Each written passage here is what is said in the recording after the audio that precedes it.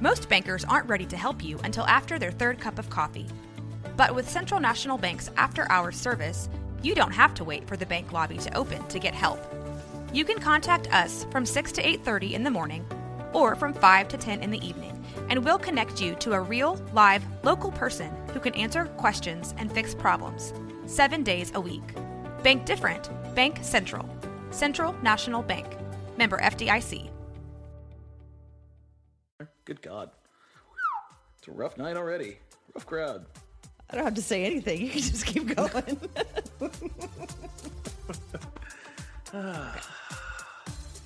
Hey, what's up, Blazer fans? Welcome to the Blazers Edge podcast. I'm Tara Bowen-Biggs, joined as always by Blazers outsider Danny Marang.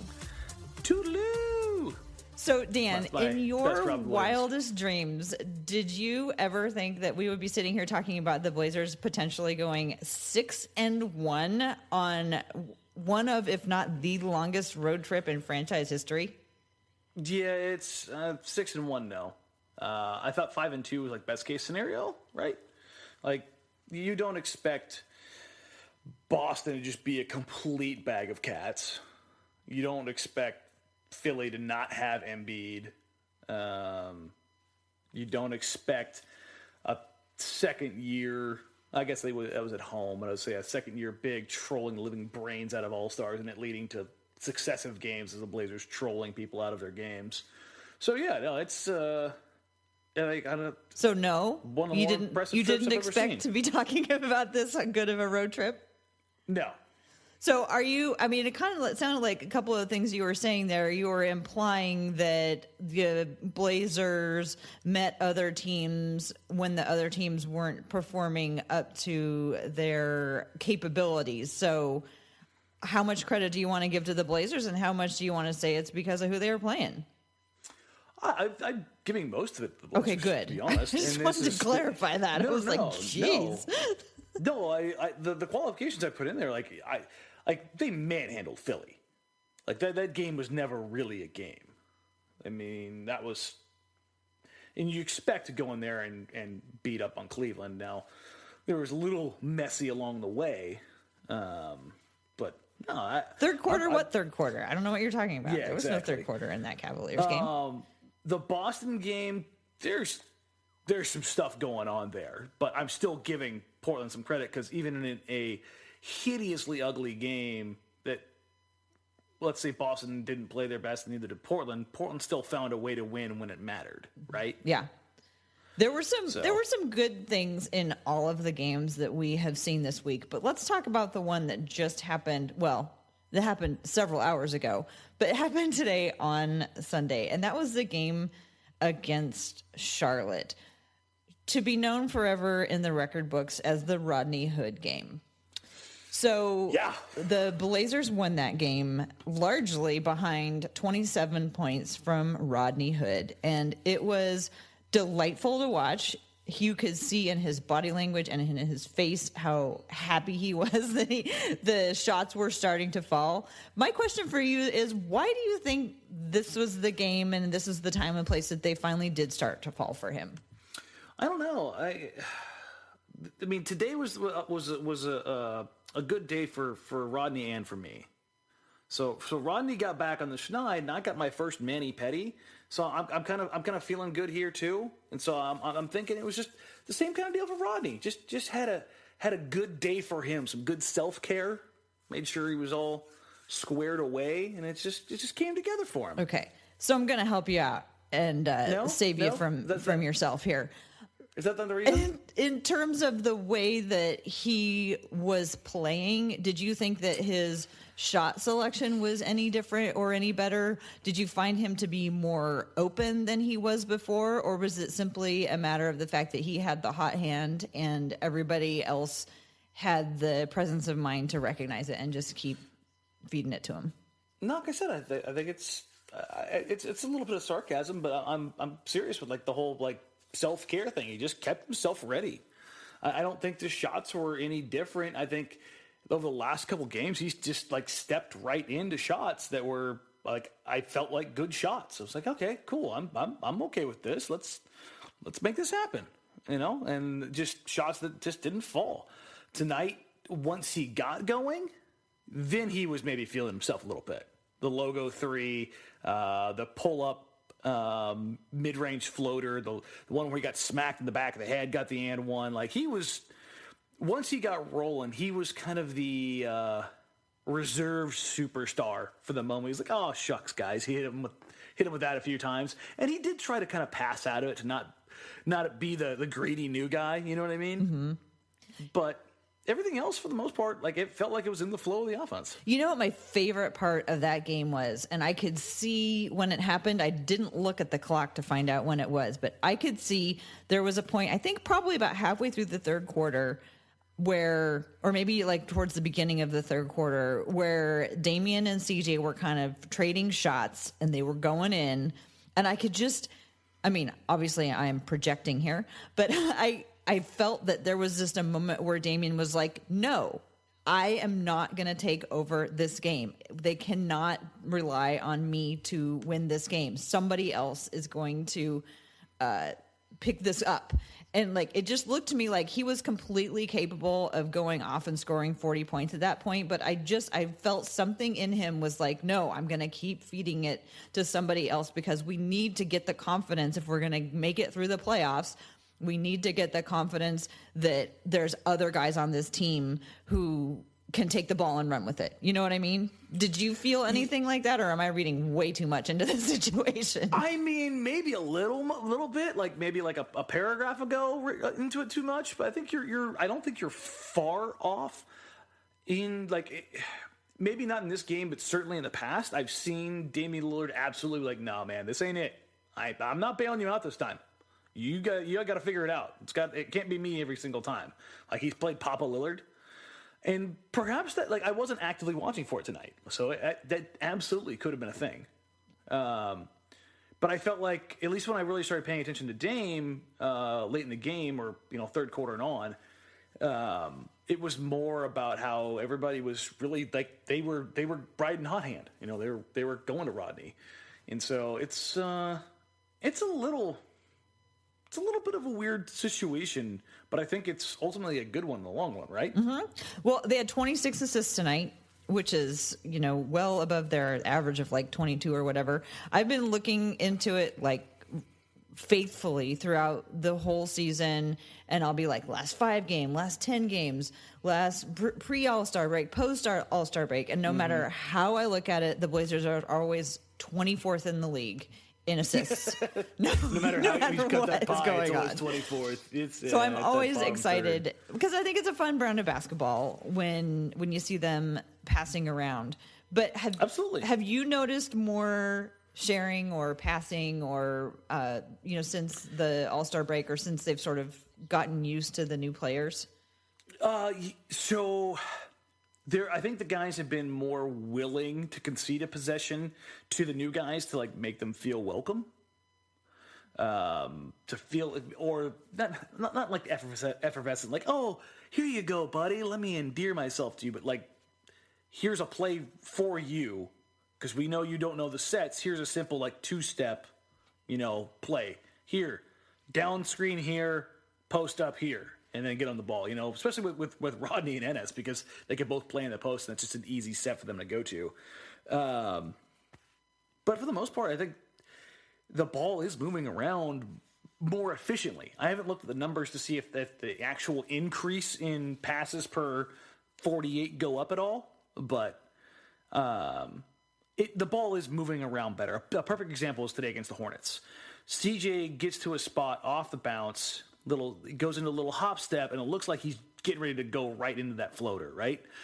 And right as he's getting ready to go up, he just takes a little one-handed left-hand bounce pass to Harkless. It was a little bit awkward, but it gets to Harkless. It was early on in the game, and Harkless gets the layup. It's kind of in traffic, but CJ forcibly got the ball to Harkless in a situation where I normally don't see him pass unless that's off some kind of like pick and roll action. This was just a different kind of an ISO on the left wing.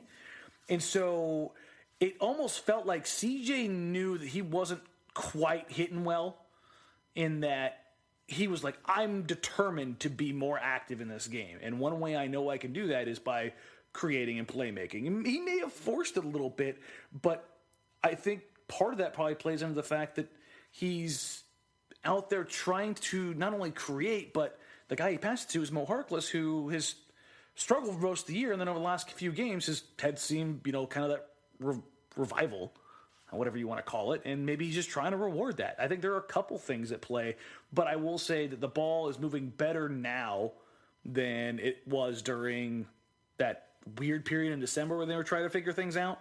But I don't think it's moving quite as good as when it was operating through Nurkic as that secondary or tertiary playmaker. I mean, where are you sitting on it? So I have seen what I believe to be some different combinations of guys passing it around. There's been 2 games in a row where Nurk had some real nice give and goes. Today it was with Seth, and I swear there was almost an identical one in the last game, I think, with CJ. There was. And then just like you said, the little dish off to Harkless, I've seen a lot more, a variety of players going to Harkless. And I've seen a lot more little shovel passes right under the rim.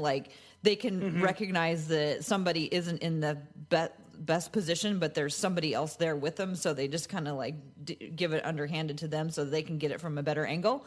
And it seems to me I just feel like they're in this preparation mode where they're trying to practice some things that they may see in the playoffs without making the whole game about it, because they don't want to change their style of play too much. But I think they do need to try out some new things. If Damian and CJ are completely gummed up by double teams, these other guys have to figure out ways to score. And I think that's what's so encouraging, is that other guys have been figuring out how to score. Like Moe Harkless, we've seen Layman all year. Seth has had some really nice games all this week. I just think it's encouraging that other players are figuring out other ways to score. And sometimes Damian and CJ aren't even involved at all. Yeah, I mean, there have been nights where they definitely aren't the focal points. And it's for not only one, but both of them to have nights where, not necessarily they have nights off, but where they don't have to be the featured guy. I mean, Kanter's first 2 games, with how effective those 2 guys were between Nurkic and Kanter inside. Dave and CJ, I know they had good games, but they didn't have to go out there and go absolutely bananas for them to not only win the game, but to walk away with it. So it's a little weird to. Is it a feeling in your chest of something akin to maybe hope? No, honestly, I know this is going to be just fantastic for everybody. Okay, hold on. If you're qualifying it, if you're about ready to qualify your own stuff, do you really want to say whatever it is about ready to come out of your mouth? No, I was actually going to say, without qualifiers, this was the most optimistic I felt about this team all season. Oh, that's so nice. Just today after the Charlotte game, or just this week in general, or? No, the Toronto game. Oh, the Toronto game. Okay. Yeah, which is really weird for me because, you want to talk about qualifiers. I hate moral victory wins like that in professional sports, but when it literally comes down to a coin toss and you made mistakes all along the way, but you still found yourself in that position, that's more positive things to build on, especially in a night when you had Nurkic in foul trouble and when you didn't have Kanter, and you're still right there. That is exactly what I cornered every person that said hi to me and made eye contact with me, and I cornered them and I said, what was great about that game is that the Blazers didn't play well and they still just lost on, they had room to improve. They could have played better and won, as opposed to they just played terrible and it was awful. It was just okay, they played well enough, but there are places where they could do even better and they could have won that game. Yeah, like I said, I don't really like moral victories all that much, but I felt like that was one of those ones. And now I'm just picturing you going up to everybody at Starbucks. That game didn't matter. Okay, I'm a little, and I don't go to Starbucks, but. Oh, jeez. Coava, or your local cooperative, for the love of God, whatever it is. Yeah. I get you. But yeah, sometimes I might do that. Like if somebody makes eye contact with me, I'm like, hey, are you a Blazer fan? Like, if I see somebody wearing Blazer gear, it's always like, okay, but let's talk about that Toronto game. That was a very nice CJ game. He was 12 of 20. He was 7-11 from 3. He also had 4 rebounds, 5 assists, and a steal. I like games like that from CJ when he's active in a whole bunch of different ways. Did you sit with CJ? Did you see other players that you'd like to make mention of their performance in that Toronto game? I don't know. So they did not have Cantor.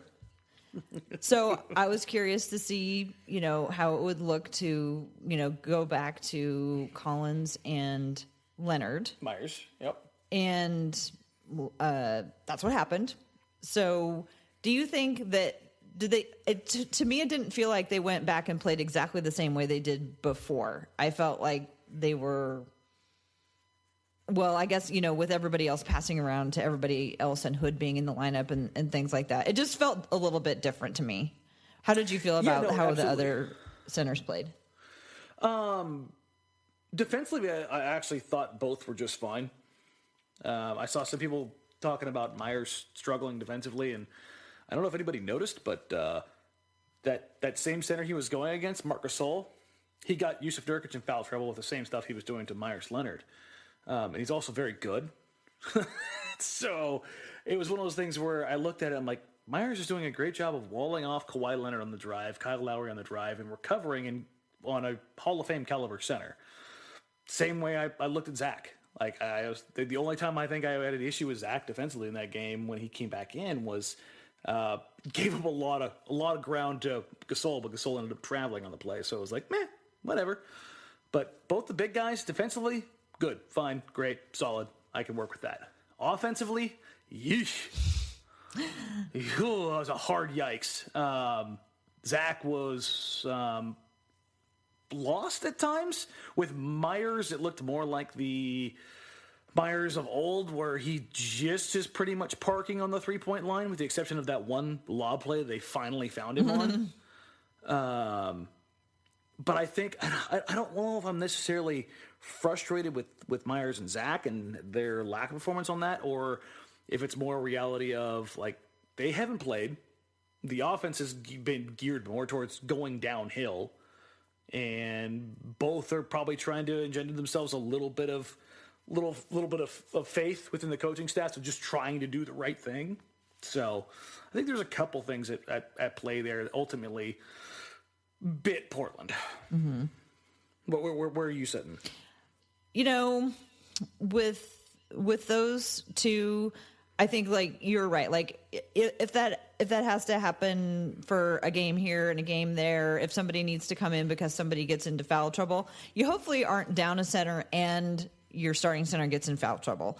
I think that if they were in a situation where, Cantor was out for a game and Yusuf Nurkic didn't get into foul trouble, it would obviously be a lot easier situation. But I was also just kind of watching that when they did have Cantor, Zach did get in the game to play a little bit of the 4, like I thought was going to happen. So how did you think that looked? I didn't think it looked great the first time. I thought it looked better the second time we saw it. It's not going to work for any real period of time unless Zach can knock down a shot. Mm-hmm. Otherwise, we're right back to the whole, well, you've got non-shooters on the floor, and we don't even have Evan back right now. Mm-hmm. So if you're going to have Cantor and Evan on the floor, that almost can't be Zach. Do you think that it's as far as the scoring goes, when you're not talking about trying to score right under the basket, but like, a few steps out, he even had a little bit of a post. He was starting to develop a little bit of post move at the beginning of the year when he was playing well. Do you think with him, we can just allow that sometimes it takes a little bit long? I mean, like, we were real patient. Well, I guess Rodney Hood only took 9 games or whatever, but we were pretty patient. But yeah, I mean, he's still only a second year guy. I just feel like getting out there and getting more reps would be good for him. I think, but I don't want to see him out there for extended periods of time. But keep shooting, buddy. Just keep shooting because it'll go in. Yeah. So I don't think the Blazers or anybody else is really against getting Zach some time, right? Yeah, I was surprised when he got none in those first couple of games. I wasn't, just because I think I know what they're trying to go for here. And I think part of the reason why they're trying this whole deal with Zach again right now, not because they totally lost faith in him, but I'm talking about like getting minutes that matter, but is because they want to have the flexibility to put a positive defender alongside Cantor in the playoffs. Someone with some flexibility outside of Harkless or Aminu. And I think they're going to try a few things like Layman with him at the 5 to see if there's any real switchability or flexibility there, or how much they need to really cover up for. Just different scenarios. That's what the next month is about. I was talking to Matt Moore on Twitter today, Hardwood Paroxysm writer at the Action Network, and just kind of celebrating the fact that the Blazers have a bench that you can actually turn to and not be like, oh crap, what happened? Now it's like, oh crap, what happened? It's a little nicer. Well, now when different lineups go in, you hold your breath for a little while, and then you kind of go, I can see what they're going for. Yeah.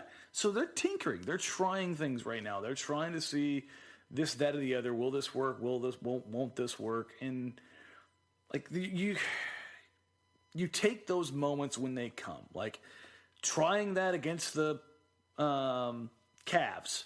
Like trying stuff out. That's the time you do it. Trying it out against the Thunder? Maybe not. Like that game's going to be so huge. We'll talk about that here in a little bit. But like, I get kind of the idea behind trying stuff out against competition matters, but I'd also like to see them like work a few kinks out on, some of the scrub mats they have coming up. Mm-hmm. Yeah. Before we, move on, and put the past games in the past, I want to mention Moe Harkless. That's deep.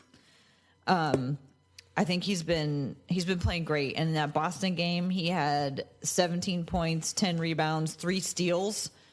I think we've seen Steely Moe, or whatever you want to call him, the Moe who could get in those lanes and tip it out and grab it and go to the other end. I think we've seen a lot of good stuff from Harkless lately. At least that's what I think. What do you think? I know that you feel like you've been tested before, but I think he's playing, fully engaged, and I'm loving it. Listen, like, what have we said a million times at this wing position, Tara? Get consistent production. I don't care who it comes from. Just for the love of God, give me consistent production at the wing. It just hasn't been there. Mm-hmm. But are you feeling like it is there? I feel like it has been there for the most part this season by committee. Mm-hmm. I felt like Jake was carrying obviously the largest piece of that burden offensively for the most part. And I welcome Moe Harkless to the party. Mm-hmm. Like how many times have we said, Tara, like when it comes to Moe in particular, like good Moe is very good for this team. The problem is, when is good Moe around? So do you feel like this last week you've seen good Moe, or since the break? Since the break, it is the most engaged and active I have seen him all season. Mm-hmm. I think he was terrific. Down. He is. This is the frustrating bit of Moe Harkless. All of the talent and athleticism and prototypical build in the world, and then he can just, by his own admission, just disappear, check out. So it's just one of those things where it's so frustrating. You're like, yeah, Moe getting 17 and 10, shocker. It's like the dude's talented, the dude is good, and when he shows up, it's good for the Blazers. The only thing you can be, I think, even remotely critical of Moe since the break is, for the love of God, man, what is $500,000 not enough to get you to get your 3-point percentage back? Because I mean, has he hit one yet, or did he hit one? I think he might have hit one. Yeah, even in his good game, he was definitely 0 for 3. Yeah, phenomenal at the rim, though. Absolutely great at the rim, and which is what we should be getting from him regularly. Like 6'9", 235-pound Moe Harkless with all the strength and bunnies in the world should absolutely unequivocally be very good at the rim. So it's very, very nice to see that. Well, I'm all about positive reinforcement with Moe Harkless, and I was seeing I was seeing some people make comments about him saying, "Oh, I guess Damian and Stotts finally told him to, get his head out of his, That's a real possibility. You know what though? I think that Mo finally came around because the coach believed in him, and he stood out there publicly and said that no, Mo is going to be the starter, and if something finally clicked with him because Stotts believed in him, so I'm going to believe that it was positive reinforcement. And I'm going to put out more positive energy towards Mo because I think that's what he needs. Not everybody saying, yeah, but he should have been doing this all along. Like, what's in the past is in the past. Let's just welcome this Mo that has been playing this week and give that Mo a lot of positive reinforcement, and also make sure he never steps on the court again without a headband. Yeah, that's 1,000% accurate. Mo is wearing all of the headbands. It is never coming off. Like, he needs to never wash that thing, kind of a deal. It's working. But yeah, he has been very good. Very, very, very good. Good. Stop. Just that's all you have to say. There have been I can't think of a time since the break where I'm like, yeah, you know what? Where's Mo? Like, he's when he's been on the floor, you've felt his presence, and that's how it should always be with that guy. I'm not saying he can't have an off night. I'm just talking about his overall presence should be felt on both ends of the floor, just based on his profile and his athleticism alone. And so the fact that that's there, yes, stoked, 100%. 2 thumbs up. Hey! Very good, Dan. I'm so proud of you. Hey, it happens. What can I say? So Portland has 19 games left. And, I mean, oh man, only 19 left. Shucks. Well, and of course, in addition to all of the playoff games that they're going to be playing, because they're going to have a lot of playoff games this year. One of the things that I am really curious about and that I'm interested in watching, and you've probably picked up on it because I've mentioned them a million times, but I'm really curious to how the bigs are going to be utilized down the stretch and in the playoffs.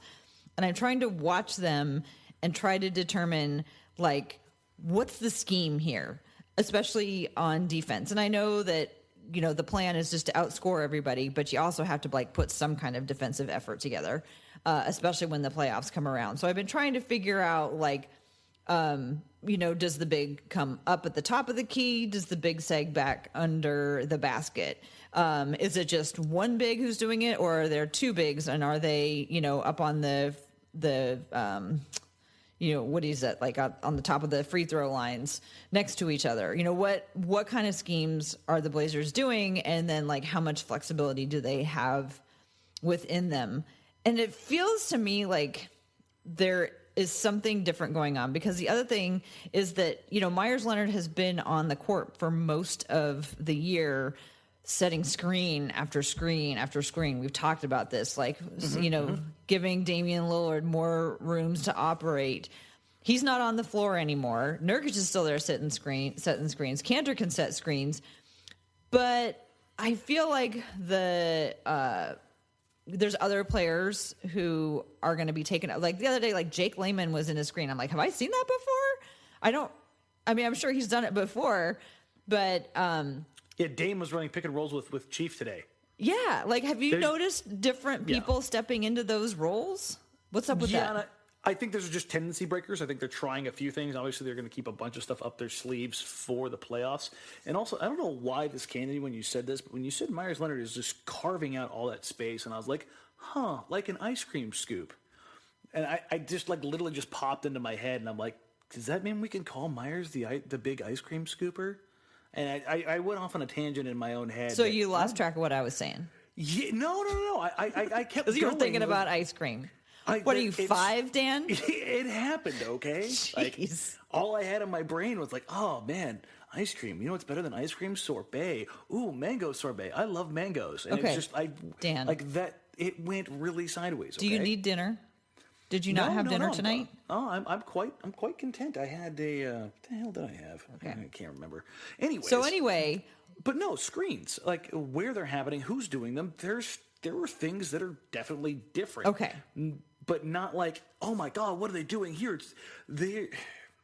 It feels like the talking points of the team are different. The identity is still the same, but like when the Monday morning meeting, Monday morning staff meeting, everybody's sitting around, all right, guys, here's our key points for the week. Like, it's always been X, Y, and Z, and now instead of X, Y, and Z, it's A, B, and C. Like, it's the same hallmarks, the same overarching things, just the highlights are a little bit different. Instead of good morning, it's how are you doing today,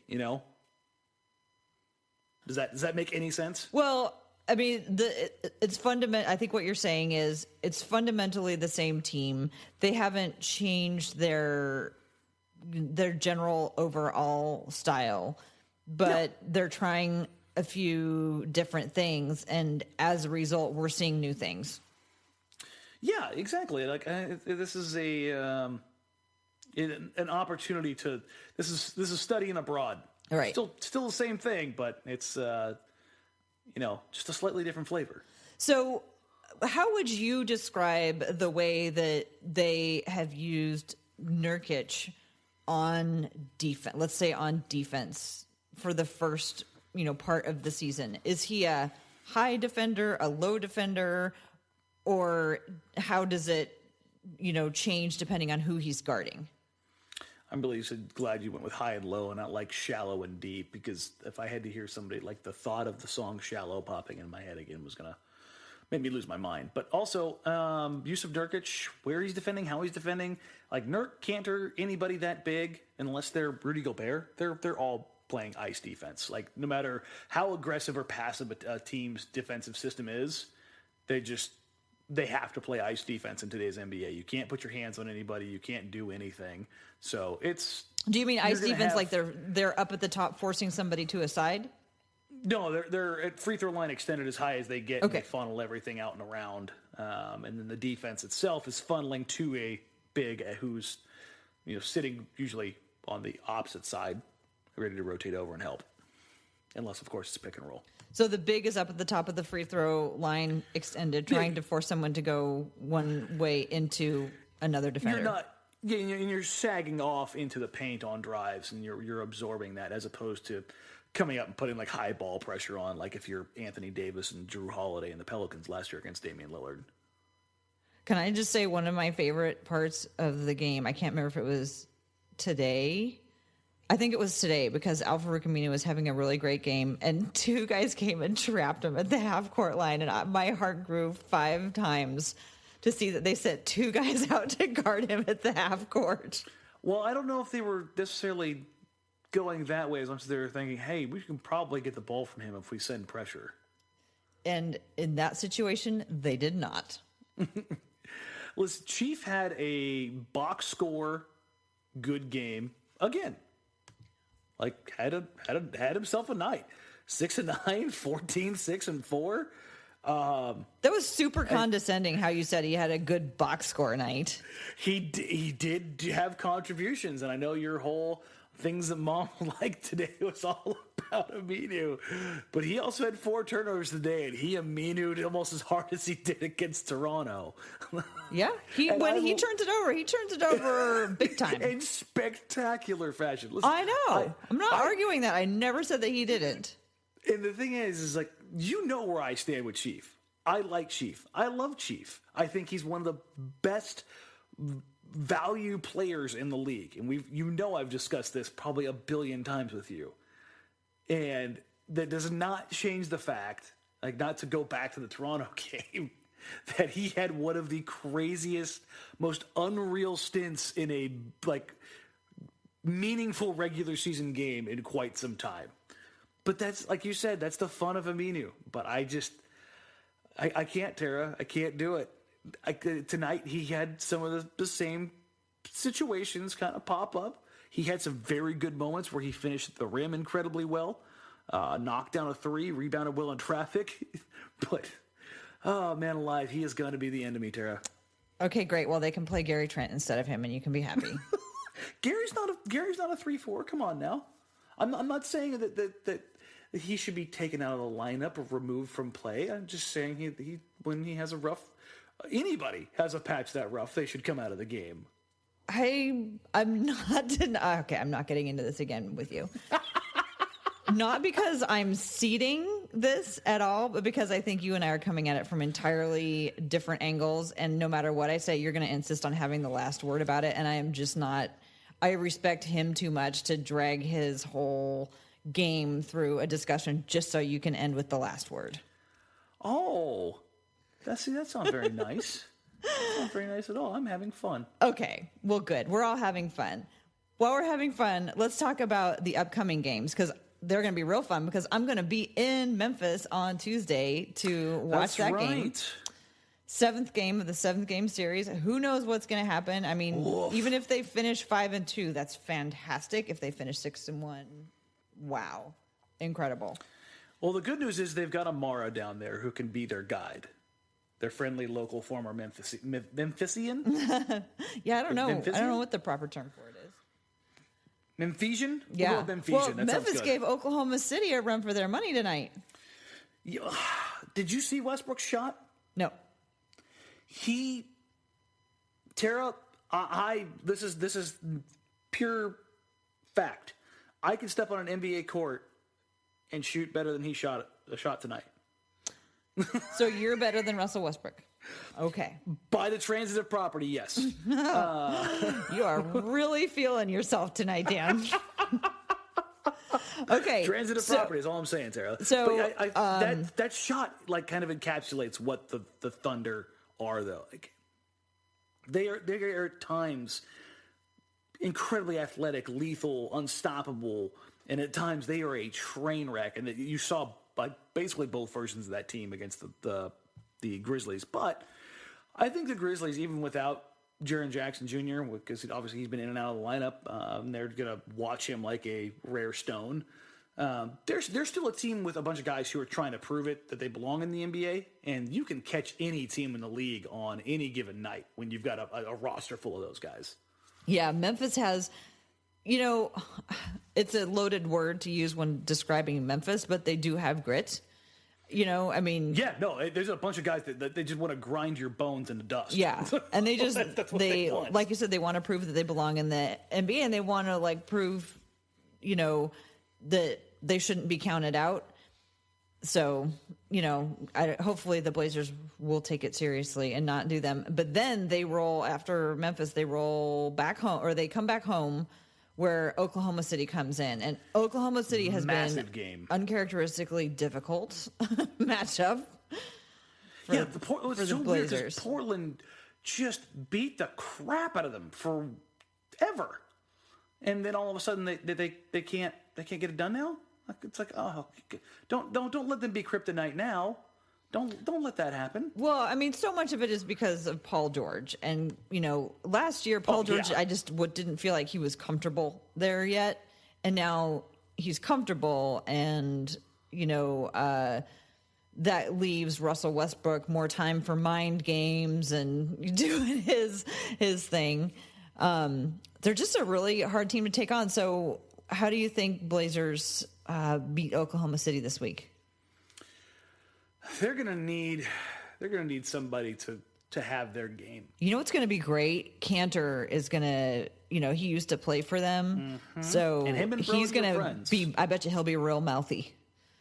Yeah, I would like to see him and Steven Adams going back and forth. The Stash would Bros. certainly be fun. Yeah, that would certainly be fun. And we all know Westbrook is liable to just right. Go cuckoo cuckoo. Cantor could get under his skin in defense of Damian, and that could be real fun. Yeah, you got to get old booze getting mixed. Little lovers triangle. That's never good. So, but here's the thorn though. What if Cantor isn't true to Damian Lillard? What if Westbrook is his one true boo? What are you talking about? I'm just saying. What if instead of you're out of your mind? I'm just saying. What if he refuses to troll Westbrook, or he doesn't go all in on it because that's Dan. Listen to yourself. Cantor throws himself into whatever situation he is in. He's super happy here in Portland, and he's one of those guys who's going to focus on who his team is right now. That's not going to happen. You have never, ever, he and Steven Adams will go out to dinner and have a great dinner, and it'll be super cute and super nice. But there is no worries about Cantor 1,000% being behind Damian Lillard on this one. Not only have you never seen a reality show, you should never produce one because you don't like drama. Well, there's drama, but that's just so out of the realm of what's going to happen. That's just like not... To quote, let's see, who is it on the Open Floor Globe who's the reality-based person? I'm the reality-based person, Dan. Oh, is that how it's going tonight? Okay. Yeah. Okay. Yeah.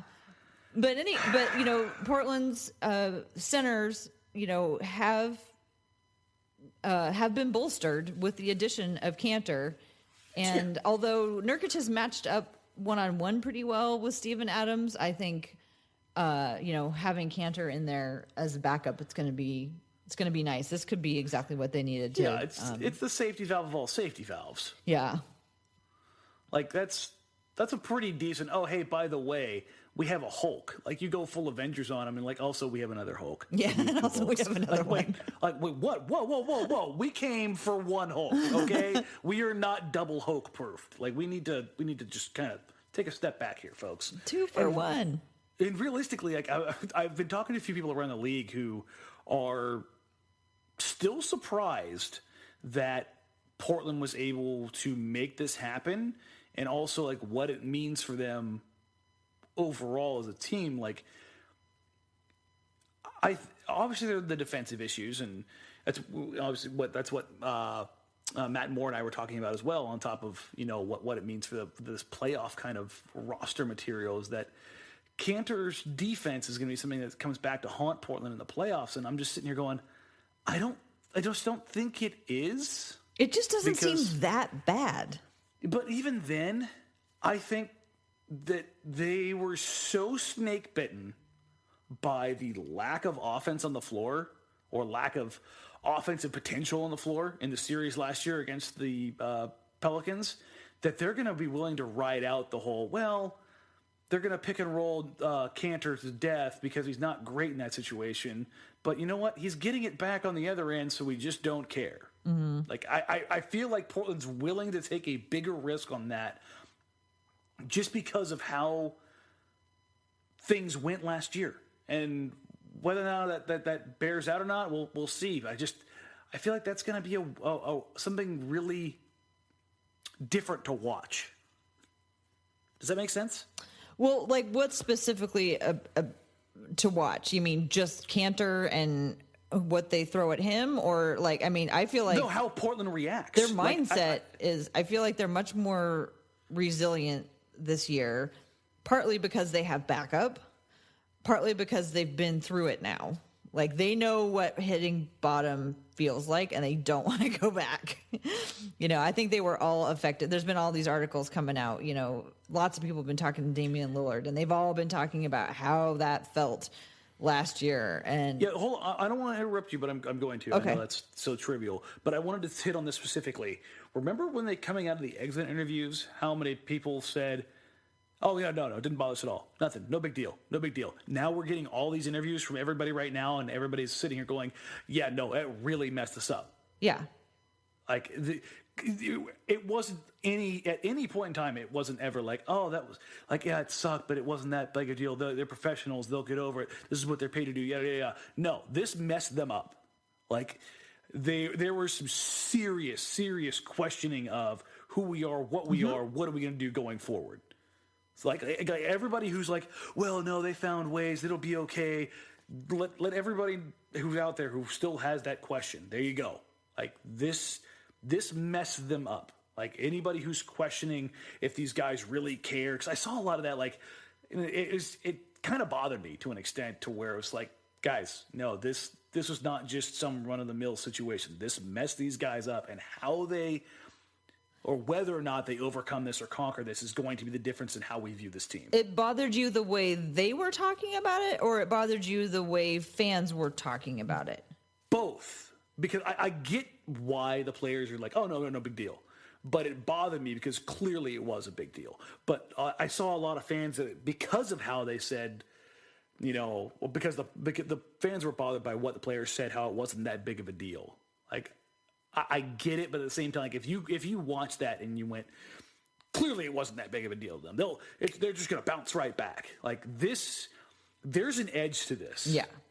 And I'm glad that they're admitting that now. We've heard it from Moe, we've heard it from Dame, we've heard it from CJ, and we've heard it from Nurk. Like, and even the new guys coming in, like we've heard like little anecdotes from Rodney and Ennis. Like, yeah, they're still itching from last season, and they want to figure something out. So I know it's kind of a trite little piece here or there where they talked about it in media, but it's just nice that it's actually coming to the fore. Do you agree with that? Or? Yeah, no, I see what you're saying. And, I don't ever put that much stock in what people say, not in that, like, I don't trust them at their words, but like people are coached to, absolutely, to say what they're saying. They also don't want to appear weak. And they're also have been through, a big ordeal. And so, whether or not somebody's saying, yes, I want to be here for the rest of my career, or that wasn't that big of a deal. I mean, you got to take all of that in context, in the context that they say it, and allow for the fact that life goes on, things change, and things happen. So I understand why they said the things that they said, and I understand at the same time that they were traumatized by the whole thing, and they want to erase that. And I'm excited to see what they're going to do, because I think they're going to be in the right mindset, and they have more tools. And what I don't know is what's the situation with their opponent, who are they going to be matched up against, and will the Blazers be able to capitalize on any slight weakness that they might have? Yeah. No, and I you know me, I'm the eternal optimist. That's not how I would describe you. But But you like to see things when you like good things when you see them. Yes. And the thing is, like, with all of this, with this recent surge of play, which looks like less gimmicky and more of a sustainable type of play that I've seen in the past, like more than just, oh, hey, look, they're hot. You know what I mean? The Toronto game, I'll use this as an example. Part of the reason why I'm more motivated and more excited about this is that, like, even though CJ has a good night, it didn't feel like the offense was, hey, it's CJ and everybody else, right? Like, it was still it was a very flow-heavy offense where things were in control and in balance, even if they weren't perfect, even if they weren't great. Like, there were still signs of, and this is when they're being taken out of one of their, biggest sets by not having Nurkic on the floor. Like, and there wasn't like just one thing after another that had to just go just right for them. They just kept plugging away. Remember what we were talking about before they had the loss after leading in the third, or a win after leading in the fourth? One of the biggest things that drove me crazy about this team is they hadn't shown like real guts in a comeback. Oh, right, because they hadn't really had, because they hadn't done it. Yeah. And like, so to finally see that in Toronto, like there was legitimate like clawback moments, down 9, down 10, down 13, down 16. They just kept finding a way. All those clutch shots, all the momentum shots that haven't been there really for them all season, since they came back from the break, those have been there. And with all of this in mind, if they don't get out of this first round series, Tara, I know, I'm so nervous for them. Going to roll. This is not like we'll revisit, like, jobs are gone. Mm-hmm. Guys are traded. Like, it's well, and that can happen anyway. I mean, so it's like, but this is no an one's ever automatic safe. Switch flip. But it's gonna happen. yeah. It's like how many bodies are there gonna be when it's all said and done? Like maybe, who knows? But that's what I'm saying. Like, so for all of this stuff, I just like, please, guys, please. I don't want to see you all get put on the chopping block and have this just all be for naught. Right. Yeah. So what do you want? What's a good result in Oklahoma City beyond a win? Like, it has to be a win for me. Right. They need this for a what does it look like? What does a good win look like? I don't care in this scenario, to be honest. Really? Okay. Like this is not about style points. This is about mentality. Like, you cannot have a team like this go into the playoffs 4-0 on you. Like, if let's say they get out of the first round, but they, it's a matchup situation again. However you want to put an asterisk on it, and then all of a sudden they play the Thunder in the second round. They get, instead of 4-0, they get 4-1. Yeah. And then does it matter? Like, hey, we made it to the second round. It's like, well, you made it to the second round against the Clippers and nobody played, so did that series matter? How did that look in hindsight in that series? Everybody's like, yeah, it didn't matter. So I think perspective matters here as far as, okay, you got to have like some momentum, some belief, something there. Otherwise, you're gonna be hurting. Yeah, going into the playoffs. Yeah, I mean, I wouldn't say that Clippers series didn't matter. It did matter. But it wasn't like, it wasn't like winning a second round. It was like, you got through the first. Good job. So anyway, we should wrap it up here. Phoenix is on Saturday. We'll see how that goes. 30 points from Jake Layman. I'm calling it. Shooting your shot early, huh? All right. I don't know. Jake just plays so well against Phoenix. He'll probably get like 4 points this time. You know what? I totally forgot about that. He's just absolutely he's had what, 24 and 25. Yeah, remember him sitting on the floor nodding after hitting that fadeaway three? That was glorious. I love Jake Layman this year, partly because like he's so feeling himself, and like everybody's looking at him like, Jake, that's just who you are right now. Like, we're no longer giddy over when you do this because that's what you do every night. So get up. The thing that I hate about Jake, before we wrap on this, is that he should be feeling himself. And then there are times where he just like pulls it back like, oh, I'm sorry, I'm feeling myself. And it's like, no, Jake, feel yourself. Feel yourself, damn it. Like, he did the Jordan shrug. Somebody the other night. Yeah, like he did the Jordan shrug. And he's like, afterwards, he's like, oh, no, I wasn't Jordan shrugging. And I'm like, that was the Jordan shrug of Jordan shrugs. What are you talking about? You absolutely went up the court with your shoulders shrugged, hit palms to the sky, smiling and nodding like, yeah, you want some of this, don't you? Yes, Jake, I want some of that. Give me more of that. Give me all of that. Stop hiding it. Stop hiding behind the turtle. Unleash the turtle, Jake. Unleash it. I want him to be the sassy, smart ass, just trash talking. I just don't think you're gonna. I just don't know that you're gonna get that from Jake. So I just want Jake to be the best Jake, whatever that is. I want heel turn Jake. That's what I want. You want everybody to be a heel. Not all. I just a heel here or there. I do like my heels. You do. All right. Well, let's go ahead and wrap it up there.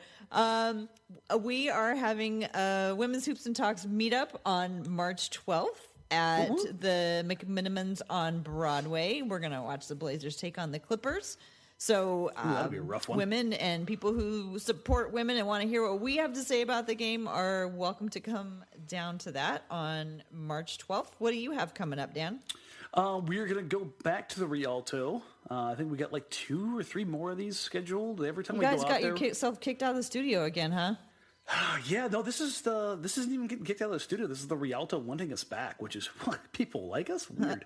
Also, I have news. Oh. The Intents and Purposes commercial that everybody hates so much.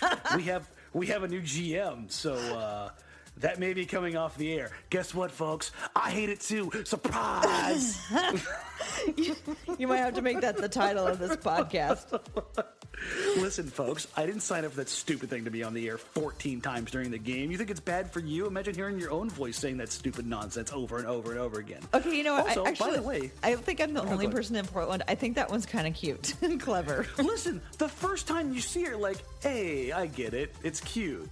Well, here's the thing. We shot like 7 of those different types of commercials, yet they decided on one. One was the one we were going to go with.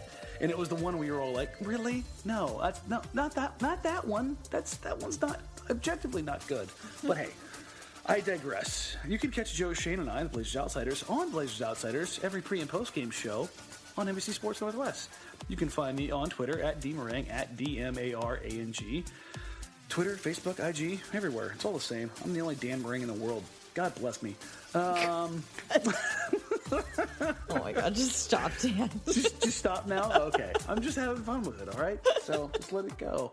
But yeah, we're going back out to the Rialto, like I said, and got other cool things happening, and I know we're going to end up having let me cross myself and tap on all the wood here, a remote watch party for the playoffs, too. So look for that coming up as we get closer and closer to that. Awesome. You can find me at TCB Biggs, and you can also find the Hoops and Talks podcast at Hoops and Talks. We're going to have another one come out every Thursday. We're going to try to do weekly as best we can through the end of the season. We got lots of cool women lined up to talk to. So I guess that'll do it for Dan. This is Tara. Thanks to everybody for listening, and we will catch you next time.